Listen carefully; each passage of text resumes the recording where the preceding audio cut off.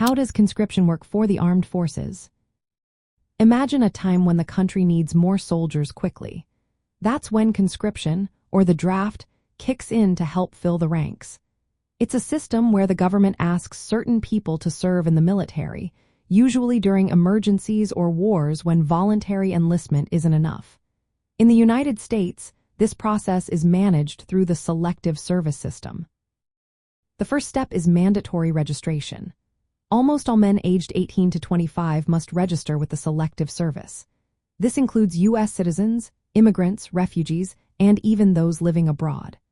Registration is a legal requirement, and not signing up can lead to fines, jail time, or losing eligibility for federal jobs and student aid. Women are not currently required to register, but laws could change in the future. If Congress and the President decide to activate the draft, the Selective service begins the induction process. Registered individuals might get notices asking them to report for service.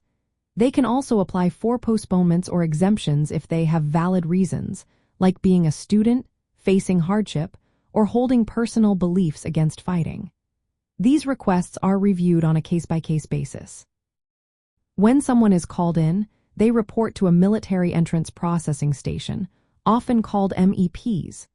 There, they undergo physical exams to check health, mental tests to assess their ability to handle military duties, and moral evaluations to ensure they meet the standards.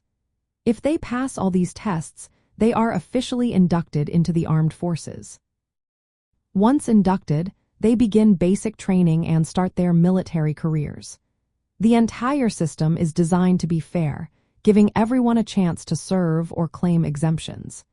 It helps the military quickly get the personnel it needs during critical times, ensuring the country's safety and security. Living in the armed forces under conscription means that individuals could be called to serve regardless of their plans or preferences.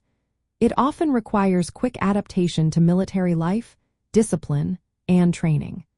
But it also guarantees that the military can maintain enough personnel to protect the nation when it's most needed.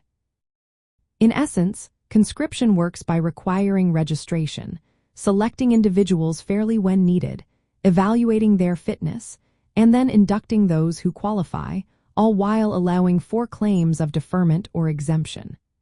This system stands ready to support the volunteer force whenever the country calls for it.